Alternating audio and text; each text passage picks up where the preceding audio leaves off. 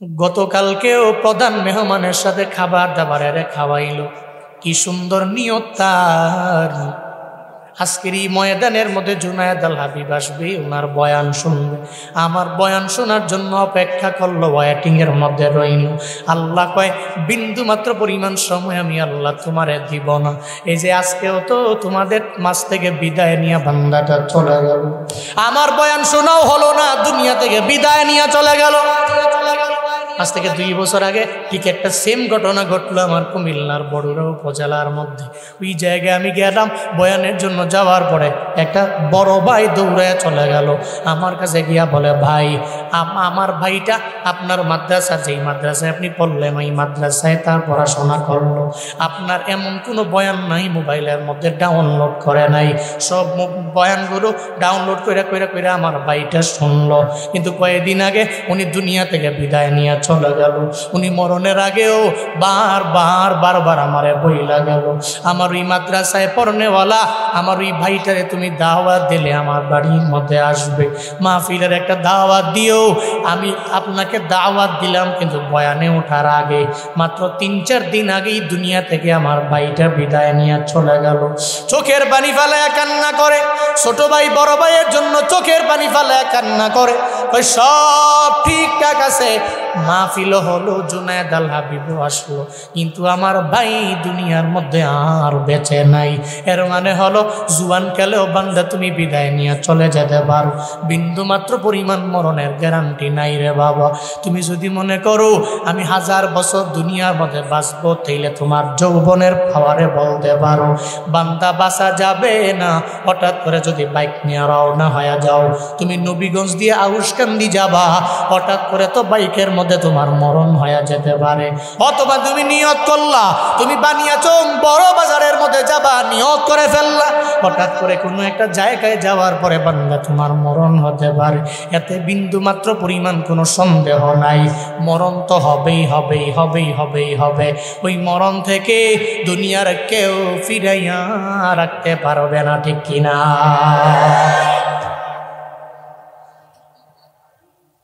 Michael Jackson যুবকদের প্রেরণার এক সময়ের নাম। এক সময় যুবকেরা যে মাইকেল জ্যাকসনের গান শুনতো, 40 million, 100 million, 1 billion, 2 billion, 3 billion যার গানের ভিউজ। ওই মাইকেল জ্যাকসন চেষ্টা করলো দুনিয়ার মধ্যে বেঁচে থাকবো 150 বছর। আমার টাকার অভাব নাই, আমার বাড়ির অভাব নাই, আমার ফ্যান ফলোয়ারের অভাব নাই, দুনিয়াতে আমার বাঁচা লাগবে 150 বছর, আমি দুনিয়ার মধ্যে বাঁচবই, চিন্তা নিয়ে আগায়া যায়। পৃথিবীর বড় বড় 12 জন ডাক্তার তার ঘরের মধ্যে নিয়ে আসলো। হ্যাঁ, এই ডাক্তারেরা 1 গ্লাস পানি আমারে দিবাকে চেক করে, আর পরে আমারে পানি দাও, আমারে যা খাওয়াইবা 40 বার পরীক্ষা করে, আর পরে খাওয়াইবা। সব পরীক্ষা করে করে করে করে মাইকেল জ্যাকসনের সামনে নিয়ে যায়। নিয়ত হলো বাঁচবে কয় বছর? আল্লাহ কয় পারবি না, তোর ডাক্তার জীবনেও কোনোদিন তোরে বাঁচাইতে পারবে না, তোর কবিরাজ জীবনে কোনোদিন তোরে বাঁচাইতে পারবে না, তোর হাতুড়ি ডাক্তারও জীবনে কোনোদিন তোরে বাঁচাইতে পারবে না, তোমার ব্যক্তিগত ডাক্তারও তোমারে বাঁচাইতে পারবে না। 50 বছরেই আল্লাহ কয় মালাকুল মউত জালেম মাইকেল জ্যাকসনের রূহটাকে কবজ করে নিয়ে আল্লাহ পাক বলেন, 1 নম্বরে বান্দা তুমি আমার শুকর আদায় করে নাও।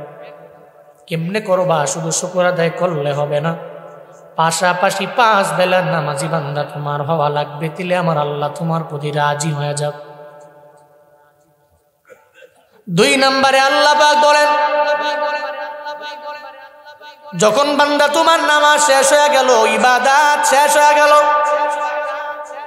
আল্লাহর ইবাদতের পরে 2 নম্বরে তুমি মা বাবার খেদমত করো। আল্লাহর ইবাদত করে শেষ হবে না, 2 নম্বরে খেদমত কার করা লাগবে? কিন্তু যুবকেরা করে না। হঠাৎ করে একটা বউ ঘরের মধ্যে আনার পরে কেন যেন মায়ের মা বলে ডাক দিতে মন চায় না। 24 বছর একটানা মায়ের আদর ছাড়া চলতে পারে না। হঠাৎ করে একটা সুন্দরী রমণী ঘরের মধ্যে আনার পরে কেন যেন মায়ের মা বলে ডাক দেয় না। ছেলে থাকে হবিগঞ্জ শহরে, শহর থেকে যখন বাড়ির মধ্যে চলে আসলো, রাতের বেলা তো মায়ের সাথে বিন্দু মাত্র পরিমাণ দেখাও করতে পারে নাই। মায় বলল তুমি ঘুমায়া যাও। বউয়ে ঘুমানোর পরে, ঘুমানোর আগে 12 বার কানের মধ্যে কান পড়া দেয়। তোমার মায়ের সকাল বেলা আমার একটা ধমক দেয়, দুপুর বেলা আমার ধমক দেয়, রাতের বেলা আমার ধমক দেয়। এই স্বামী আমার, এই মা তোমার বিন্দু মাত্র পরিমাণ উপকার চায় না, তোমার ভালো চায় না। সন্তান ও বিবির মায়ার মধ্যে পড়ে গেল। ফজরের নামাজের পরে এই ঠান্ডা পানি দিয়া মা এত সুন্দর করে সন্তানের জন্য পিঠা পুলি বানায় বারবার ছেলেরে ডাক দেয়, ছেলেরে আমার দরবারে আয় না।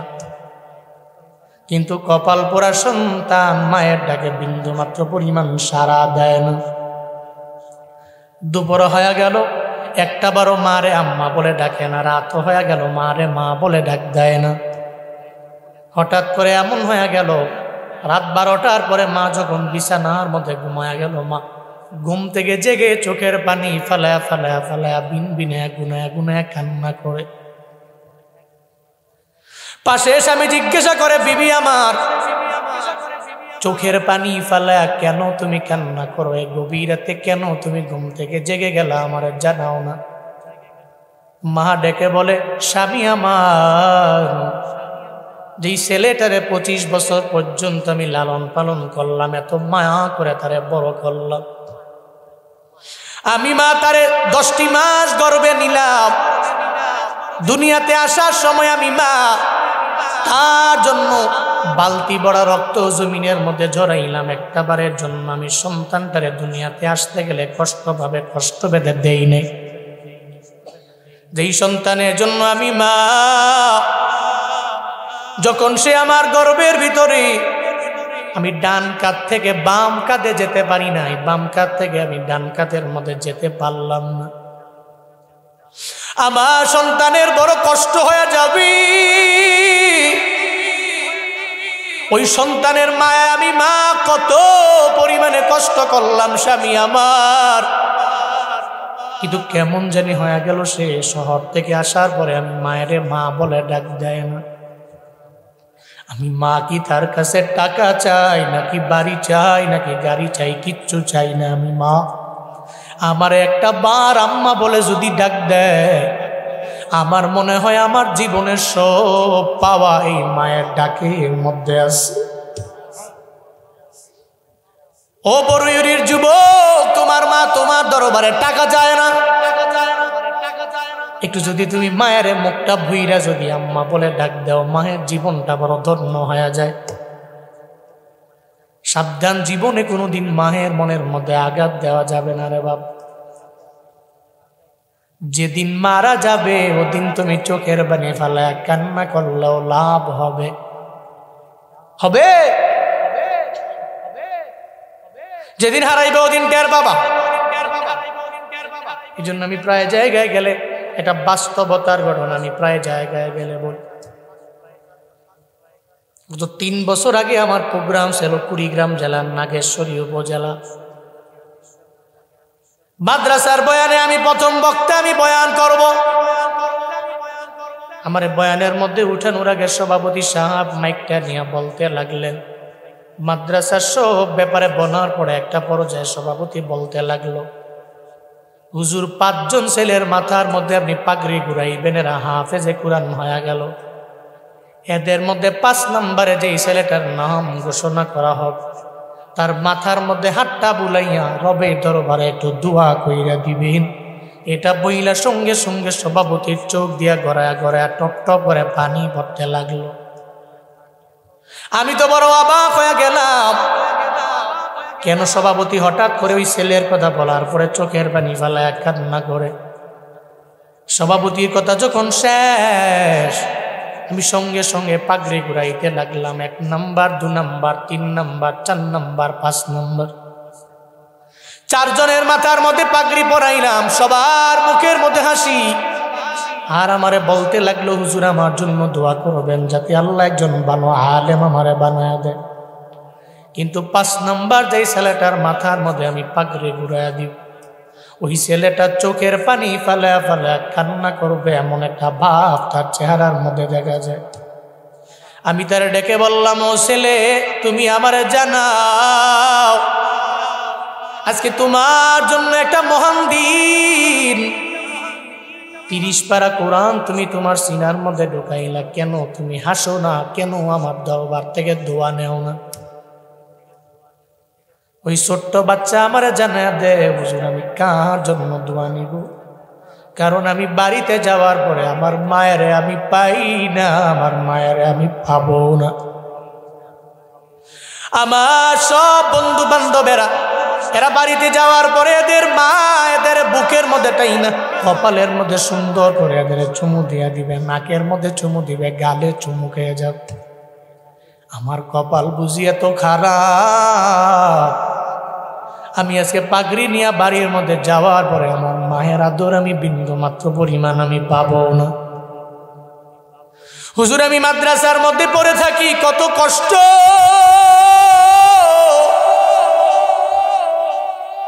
আমার বাবায় কত কষ্ট করে করে করে করে আমার মাদ্রাসায় পড়ায়।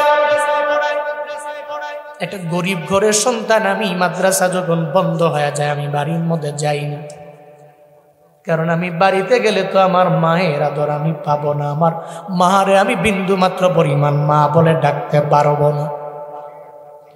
এজন্যই চিন্তায় আমি পড়ে গেলাম, মাদ্রাসার কিনারার মধ্যে আমি শুয়ে শুয়ে আমার জিন্দেগিটা আমি পার করে দিলাম।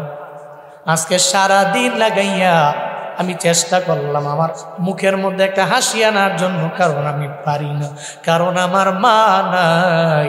আমি মার জন্য আমার মনটা কাঁদে। হুজুর আমার বয়ানের শেষে একটু মায়ের কবরের পাশে গিয়া দাঁড়ায়া যাব, একটু মায়ের কবরের পাশে দাঁড়াইয়া যদি একটু দোয়া করে দিতে পারি, আমার মনে হয় আল্লাহ আমার মায়ের কবরটারে জান্নাত বানায়া দিবে।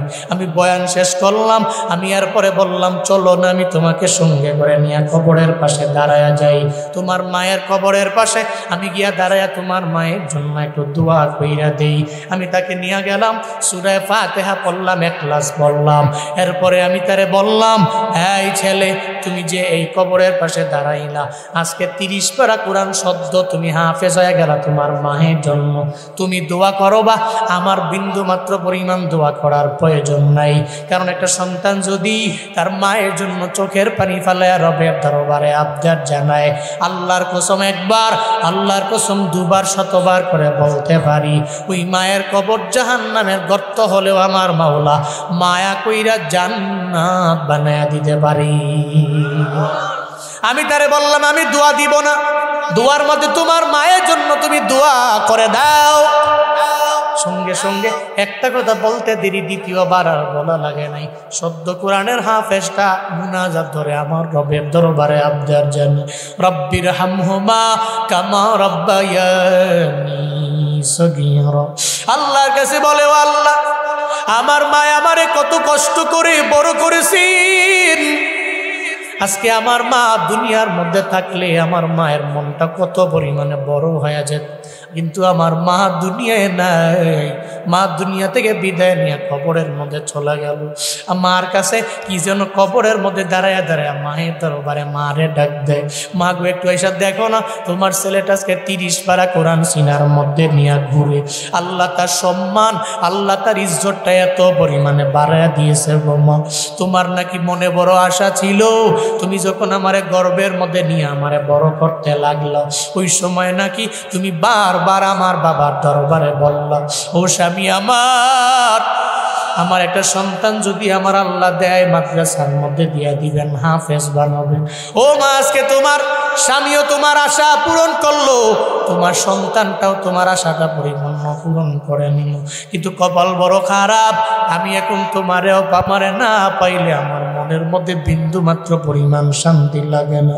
ও যুবকেরা, যেদিন তোমার মা দুনিয়া থেকে বিদায় নিয়ে চলে যাবে, ওদিন মায়ের সামনে গিয়া দাঁড়ায়া দাঁড়ায়া, কবরের পাশে গিয়া দাঁড়ায়া কানলেও মা জীবনে আসবে না।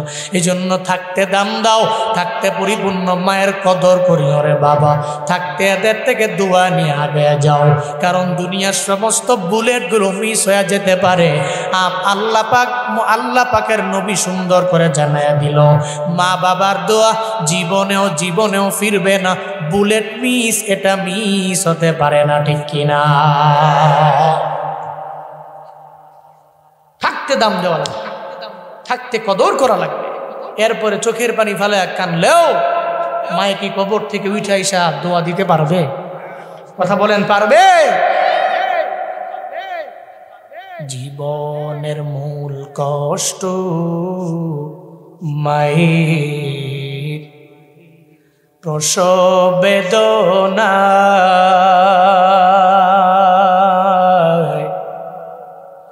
সাত আসমান সাত জমিন তখন মায়েরই মাথা।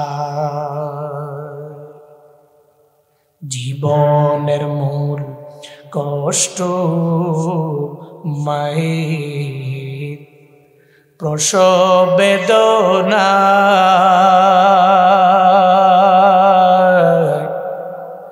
সাত আসমান সাত জমিন তখন মায়েরই মাথা। এমন মাকে কেমনে আজি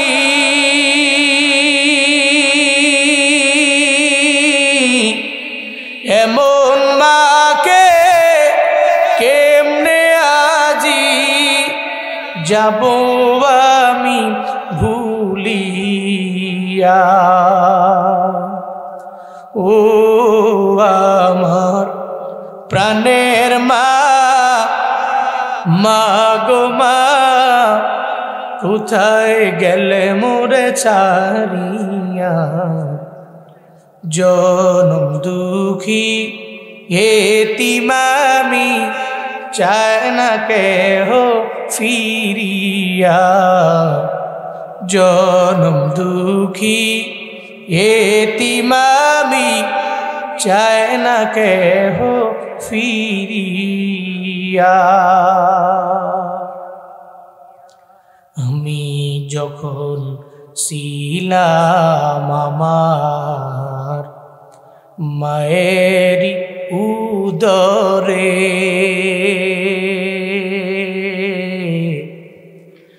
চলাফেরা করতেন যে মায়, কত কষ্ট করি। আমার সুন্দর মুখ দেখে মায়ের, আমার সুন্দর মুখ দেখে মায়ের ব্যথা যায় দে হাসায়া। ও আমার প্রাণের মা, মা গো মা, কোথায় গেলে মোরে ছাড়িয়া।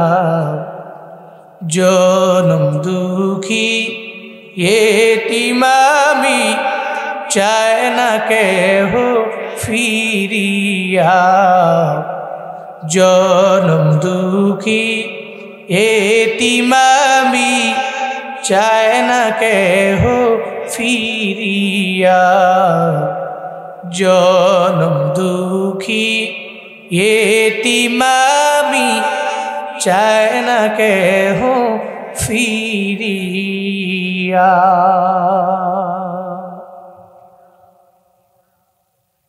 ওই মা যেদিন দুনিয়া থেকে বিদায় নিয়ে চলে যাবে, তুমি কবরের পাশে দাঁড়ায় দাঁড়ায় কানলেও মা আসবে না। ও বানিয়া জগের যুবকেরা, থাকতে মায়ের কদর দাও। আল্লাহ পাক বলেন, 1 নম্বরে তুমি আমার শুকর আদায় করে নাও, 2 নম্বরে মা বাবার শুকর আদায় করে নাও। মায়ান নবীর দরবারে সাহাবী গেলেন, যা বলে পয়গম্বর মান্না হাক্কু বিহুসনি সাহাবাতি, আমার দরবারে সৎ ব্যবহার পাওয়ার অধিক হকদার কে? আমার মায়ান নবী বললেন ক্বালা উম্মুকা, তোমার মা। আবার সাহাবী বলে ক্বালা সুম্মা মান, এরপর কে? নবী বলে ক্বালা উম্মুকা, এরপরেও তোমার মা। এরপরে আবার সাহাবী আমার মায়ান নবীরে জানায়া দেয় ক্বালা সুম্মা মান, এরপরে কে? আমার মায়ান নবী বলে ক্বালা উম্মুকা, এরপরে তোমার মা। এরপরে সাহাবী বলে পয়গম্বর এরপরে কে? আমার নবী বললেন ক্বালা আবুকা, এরপরে তোমার বাবা। তিনবার মায়ের কথা বললেন নবী, তিনবার। এরপরে একবার বাবার কথা বললেন, তিনবার কেন আমার নবী মায়ের কথা বললেন? মুহাদ্দিসিনে কেরামগণ জানায়া দেন, মা যেই পরিমাণ তিনটা বড় বড় কষ্ট করে, ওটা বাবা সন্তানের জন্য করে না। গর্বের মধ্যে নিয়ে 10টি মাস মা যে গর্বে নিয়ে কষ্ট করে, বাবাই করে না। দুনিয়াতে আসার সময় বালতি বড় রক্ত বাবায় জড়ায় না, মা তো জড়ায়। নবী বলে জন্য 2 নম্বরে মায়ের কথা বললাম। 3 নম্বরে কেন মায়ের কথা আমার নবী বললেন?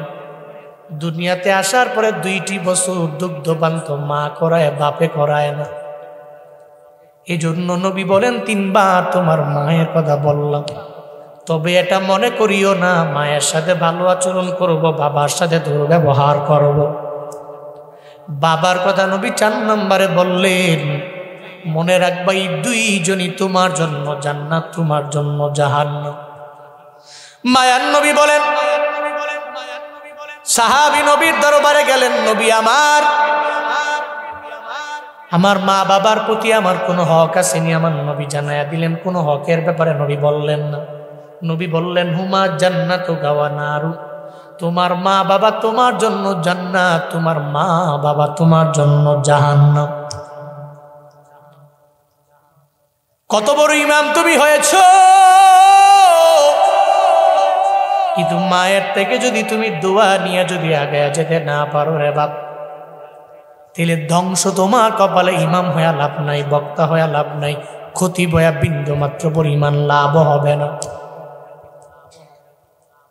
মায়ান নবী মসজিদে নববীর মিম্বারে দাঁড়াইয়া প্রথম সিঁড়ির মধ্যে নবী বললেন আমিন, দ্বিতীয় সিঁড়ির মধ্যে নবী উঠলেন আবার বললেন আমিন, তৃতীয় সিঁড়ির মধ্যে নবী উঠলেন আবার বললেন আমিন।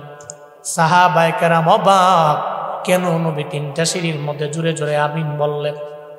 জীবনে কোনোদিন আমার নবীরে এভাবে আমিন বলতে দেখলাম না, কেন আমার নবী আমিন বললেন? সাহাবায়ে কেরাম বলে নবী আমার কেন প্রথম সিঁড়ির মধ্যে আমিন বললেন? নবী বললেন, সাহাবায়ে কেরাম জিবরাইল আমার দরবারে কোন দিক দিয়ে আসে, কোন দিক দিয়ে চলে যায়, আসে ঠিকই আমি দেখি, তোমরা দেখো না। জিবরাইল আমার দরবারে আসছেন, আমার এসে সঙ্গে সঙ্গে আমারে জানায়া দিল নবী আমার, যারা রমজান পাইয়া নিজের জিন্দেগীর সব গুনাহগুলোরে মাফ করাইতে পারল না, এরা ধ্বংস হয়ে যাক। এটা বলার পরে আমি জিবরাইলের সাথে মিলায়া জোরে আমিন বললাম। দ্বিতীয় সিঁড়ির মধ্যে আমি কেন আমিন বললাম জানো সাহাবায়ে কেরামেরা? জিবরাইল আমারে বললেন, ও পয়গম্বর, আপনার নাম শোনার পরে যারা কৃপণতা করে, নিজেরে বকিল বানায়, নাম শোনার পরে দুরূদ পড়ে না, ওই উম্মতেরা ধ্বংস হয়ে যাক। নবী বলে আমি সঙ্গে সঙ্গে দ্বিতীয় সিঁড়ির মধ্যে আমিন বললাম। তৃতীয় সিঁড়ির মধ্যে আমি কেন আমিন বললাম? ও সাহাবায়ে কেরাম, জিবরাইল আমারে বলল, পয়গম্বর, আপনার উম্মতেরা এদের বৃদ্ধ বৃদ্ধা আব্বা আম্মা পাওয়ার পরেও যদি এদেরকে সন্তুষ্ট কইরা কবরের মধ্যে পাঠাইতে না পারে, বৃদ্ধ বাবা পাইল, বৃদ্ধা মা পাইয়া এদের থেকে দোয়া নিয়ে নিজের জীবনটারে যারা ধন্য বানাইতে পারল না, এরা ধ্বংস হয়ে যাক। নবী কয় আমি দেরি করি নাই, আমি জোরে জোরে পড়লাম আমিন। এই জন্য কি বোঝা গেল, আপনার ঘরের ভিতরে আপনার বৃদ্ধ বাবা, এই বাবাকে এমন ভাবে খেদমত কইরা কবরের মধ্যে বাবারে পাঠানো লাগবে যাতে বাবার মনটা শান্তি হয়ে যায়, যাতে একটা রুহানি দোয়া বাবায় কবরে যাওয়ার পরে আপনি কায়েম দায়েমান যাতে করে আপনি পেয়ে যান, এমন আচরণ করেন রে বাপ। যেই আচরণ করলে লাভ এবং ফায়দা, কারণ এরা দোয়া করলে কত পরিমাণে লাভ হয়ে যায়। আব্দুর রহমান সুদাইসির ঘটনা শুনলে টের পাওয়া যায়। বাইজিদ বুস্তামির ঘটনা পড়ো, মায়ের দোয়ায় ওলি, সুবহানাল্লাহ পড়ে না? কার দোয়ায়? কার দোয়ায়? মায়ের দোয়া। বল ওয়াইস আল কারনি, মায়ের দোয়ায় মুস্তাজাবুদ দাওয়া, সুবহানাল্লাহ পড়বেন না?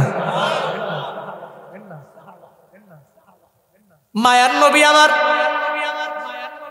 দুনিয়া থেকে চলে যাবে ভাব যখন হয়ে গেল, নবী ইসলামের দ্বিতীয় খলিফা হযরত ওমরকে আমার নবী ডাকলেন, হে ওমর, ইয়ামানের কর্ণ নামক শহরের মধ্যে, জায়গার মধ্যে, অঞ্চলের মধ্যে একজন আমি নবীর প্রেমিক আছে রে, তার নাম হলো ওয়াইসাল কারনি। সে এত পরিমাণে দামি, তুমি যদি সুযোগ পাও জীবনে ওয়াইসাল কারনি থেকে তুমি দোয়া নিও, পড়েন সুবহানাল্লাহ। কই ওমর রে, ওয়াইসাল কারনি দোয়া করলে আমার রব ফিরায় না। ওয়াইসাল কারনি মুস্তাজাবুদ দাওয়া আল্লাহ তারে বানায়া দিল। সে যখন দোয়া করে আল্লাহ কবুল করে নেয়।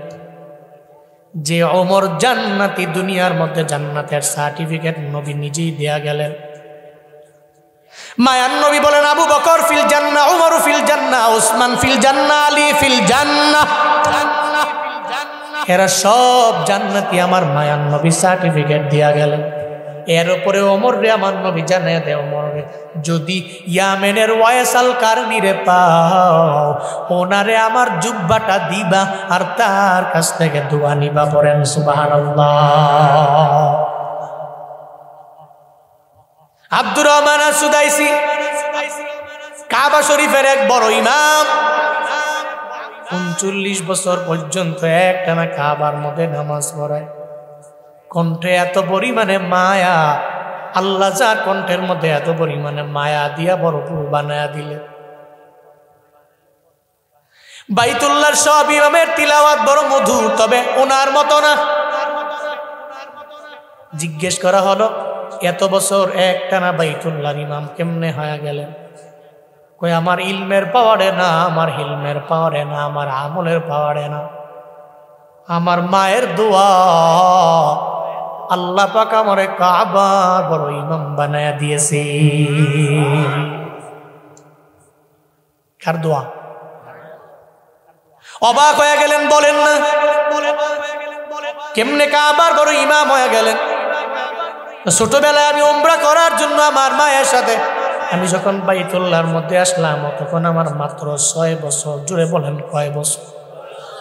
6 বছর বয়সে আমি মায়ের সাথে উমরা করার জন্য চলে আসলাম। আমি ছোট মানুষ, বাইতুল্লাহর কালো গিলাপ ধইরা সুন্দর করে আর পবিত্রতা বজায় রাখতে পারবো না বলে মায় আমারে ধমক দিয়া নিয়া মাথা ফের এক সাইডের মধ্যে আমারে দাঁড় করায়া দেয়। মা একা একা ঘুরে ঘুরে তাওয়াফ করে 2টা চক্কর দেওয়ার পরে সন্তান ওই জায়গায় আছে না নাই দেখার জন্য যখন মা যায়, যা দেখে রে আব্দুর রহমান ওই জায়গায় নাই। যায়া দেখে বাইতুল্লাহর কালো গিলাপ ধরে আব্দুর রহমান একা একা একা একা তাওয়াফ করে। ধমক দিয়া তারাইয়া দিল আর বলল, যাও বাইতুল্লাহর কালো গিলাপের পবিত্রতা বজায় রাখতে পারবা না। ধমক দিয়ে নিয়ে মাথা ফের এক সাইডের মধ্যে আবার দাঁড় করাইয়া রাখলো। আবার 2টা চক্কর দেওয়ার পরে সন্তানটা আগে জায়গায় আছে না নাই যখন জানার জন্য যায়, যায়া দেখে রে আব্দুর রহমান ওই জায়গার মধ্যে নয়, বরং সে আবার কালো গিলাপ ধইরা ধইরা ধইরা ধইরা তাওয়াফ করে। মা যা বলে, ও সন্তান আমার, তোমারে বারবার মাথা ফেরে সাইডে দাঁড় করে রাখলাম কেন? তুমি বাইতুল্লাহর প্রেমে মগ্ন হয়ে গেল।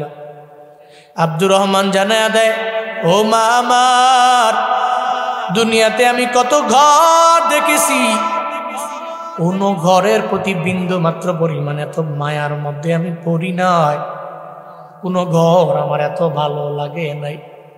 কিন্তু বাইতুল্লাহর কালো গিলাপ যখন আমি ধরলাম, এর মায়ার মধ্যে আমি পড়ে গেলাম, এর প্রেমের মধ্যে আমি পড়ে গেলাম। বানিয়াচঙের মুসলমানেরা দুনিয়ার সব গর্ত দেখলেন, কিন্তু বাইতুল্লাহ দেখার সুযোগ হয় নাই। এখানে অনেকে আছে, হুজুর দোয়া কইরেন আল্লাহ যাতে আমার মক্কায় মদিনায় লয়া যায়। আমিও দোয়া করি আল্লাহ জীবনে একবার হলেও আপনাদের সবাইকে ওই বাইতুল্লাহর কালো গিলাপ দইরা তাওয়াফ করার মতো তৌফিক দান করেন। পড়ে না আমিন, আরো জোরে পড়ে না আমিন। বাইতুল্লাহর কালো গিলাপ দেখলেই মজা, ওই কালো গিলাপ দেখলেই রহমত দিবেন কে? আর জোরে বলতে হবে, চিল্লা বলতে হবে কি? বাইতুল্লাহর কালো গিলাপ দেখলেই মজা লাগে, ধরলেই সওয়াব হবে, ধরলেই সওয়াব হবে। বাইতুল্লাহর কালো গিলাপ দেখলেই তো আমার ভালো লাগে। আমার মা, যতই তুমি আমারে মাথা ফের এক সাইডে দাঁড় করে রাখো, বাইতুল্লাহর কালো গিলাফের মায়ার মধ্যে আমি পড়ে যাই। আমার মা, মা জানায়া দে সন্তান, বাইতুল্লাহর প্রেমে তুমি পড়ে গেলা, আমি মায়ে কি তোমার জন্য রবের দরবারে একটু দোয়া কইরা দিতে পারি না? সঙ্গে সঙ্গে মা একটা হাত দিয়া যখন বাইতুল্লাহর কালো গিলাফের মধ্যে হাতটা দেয়, আর একটা হাত আব্দুর রহমানের মাথার উপরে দেয়, সঙ্গে সঙ্গে আমার মাওলা দরবারে আবদার জানায়া বলে দেয়, আল্লাহ গো, আমি আমার সন্তানের মাথার উপরে মাথার তালুর মধ্যে একটা হাত রাখলাম, আর একটা হাত আমি তোমার ঘর বাইতুল্লাহর মধ্যে রাখলাম। আল্লাহ গো আমার, আমি জানি আমি মা যখন দোয়া করে তুমি কবুল করে নিবা। আমার সন্তানটা বাইতুল্লাহর বড় প্রেমিক হয়ে গেল, আমি দোয়া করে দিলাম, আমার দোয়ার বদৌলতে কি আমার সন্তানটারে এই কাবা শরীফের একটা বড় ইমাম বানায়া দেওয়া যায় না? বাংলাদেশের অন্যান্য মুসলমানের আমার মাওলা না যা না দেয়, আমার মনে হয় হবিগঞ্জের বানিয়াচঙের মুসলমানরে আল্লাহ তা দেয়। যেমন নদীর মাছ, হাওরের মাছ বড় সুন্দর সম্পদ, বড় দামি সম্পদ, আপনারা পান খাইতেও পারেন। আল্লাহ যদি কয়, গোলাম, দুনিয়াতে আমি আল্লাহ তোরে কত আইটেমের মাছ দিয়া দিলাম, এই হিসাবটা যদি আমারে দিয়া জান্নাতে যাইতে পারো তাইলে যা।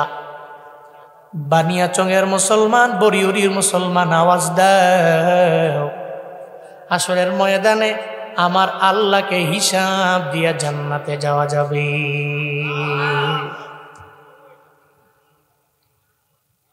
আল্লাহ পাক বলেন, কত নিয়ামত আমি আল্লাহ তোরে মায়া করে দুনিয়ায় দিলাম, জীবনেও কোনো বান্দা এটা গণনা করে শেষ করতে পারবে না। ওই আবেগটা চোখের পানি ফেলে রবের দরবারে আবদার জানায়, আল্লাহ গো, দুনিয়াতে এমন কোন নিয়ামত নাই যেই নিয়ামত গুলো তুমি আমার দাও নাই, কিন্তু এই নিয়ামতের প্রশংসা কোন বাক্যটা দিয়ে আদায় করলে পরিপূর্ণ হবে আমার জানা নাই। চোখের পানি ফালায়া ফালায়া রবের দরবারে আবদার জানায়। আল্লাহর বড্ড পছন্দ হয়ে গেল ওই বান্দার কথা। আল্লাহ সরাসরি ইলহাম জারি করার মাধ্যমে ওই বান্দাটারে শিখাইয়া দিল, বান্দা তুমি পড়ে নাও, ইয়া রাব্বি লাকাল হামদু কামা ইয়ামবাগি লিজালালি ওয়াজহি ওয়া আযীমি সুলতানি। এই জুমলাটা বান্দা তুমি তোমার জবান দিয়া বের করে দাও। সঙ্গে সঙ্গে সে পড়তে দেরি, ডান কাদের ফিরিস্তা ওই বান্দার কাঁধে আসে না নাই? আসেনি? আল্লাহ পাক তো কাজ দিয়া দিলেন। বান্দা যখন নেক আমল করবে সঙ্গে সঙ্গে বান্দার আমল নামার মধ্যে উঠায়া দাও। সুবহানাল্লাহ যদি কেউ পড়ে 10টা নেকি সঙ্গে সঙ্গে আমল নামায় দিয়া দেয়। আলহামদুলিল্লাহ কেউ যদি পড়ে নেয় 10টা নেকি বান্দার আমল নামার মধ্যে লিখে দেয়। আল্লাহু আকবার যদি কেউ পড়ে বান্দার আমল নামায় 10টা নেকি দিয়া দেয়। কিন্তু এই যে ইয়া রাব্বি লাকাল হামদু কামা ইয়ামবাগি লিজালালি ওয়াজহি আযীমি সুলতানিক, এই বড় জুমলাটা পড়লে কয়টা নেকি দেওয়া লাগবে ফেরেশতার জানা নাই।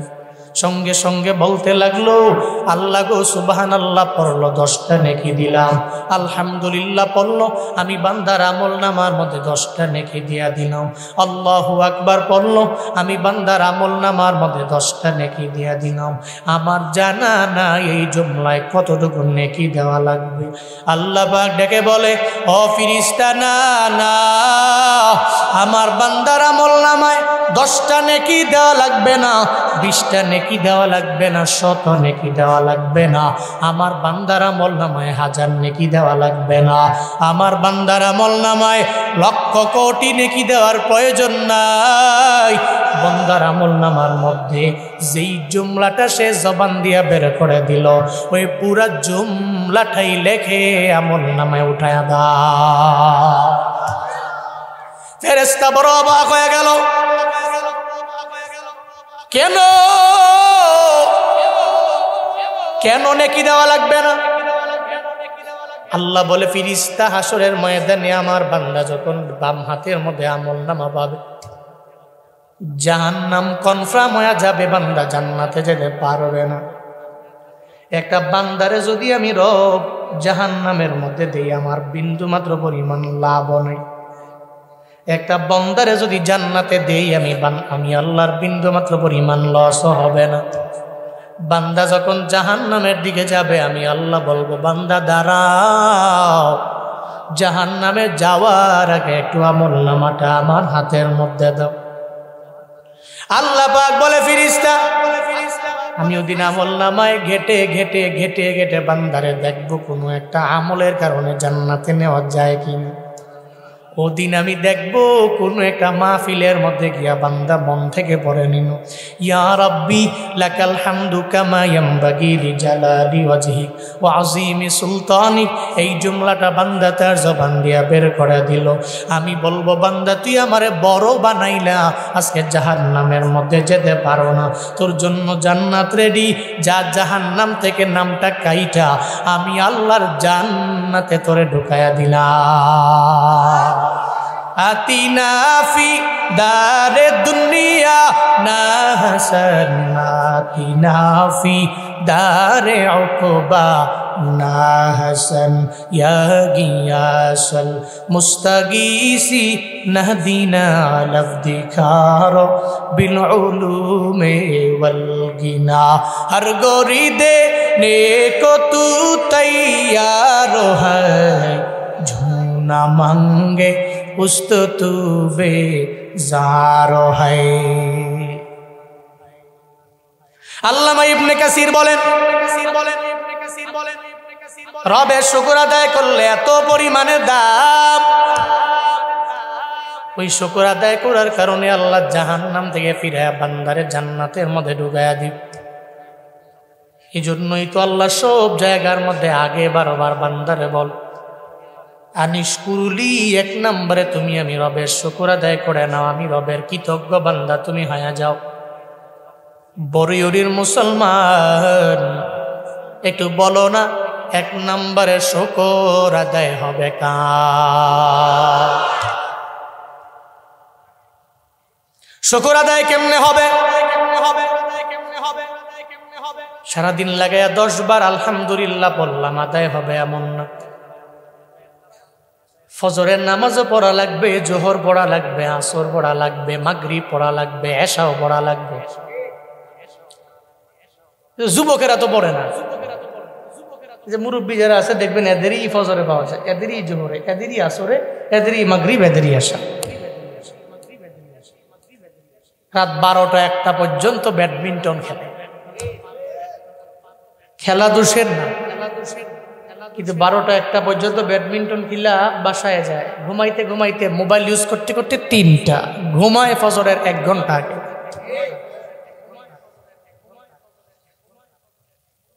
আল্লাহ শুকর কেমনে আদায় হবে বলো আমায়? ও বানিয়াচঙের যুবক, তুমি তো মনে করো আমার দাদার মতো বয়স হয়ে গেলে আমি ইবাদতের লাইনে আগায়া যাব, অথচ আজকের তোমাদের এই ঘটনা থেকে বিন্দু মাত্র পরিমাণ শিক্ষাও কি তোমরা নেও না?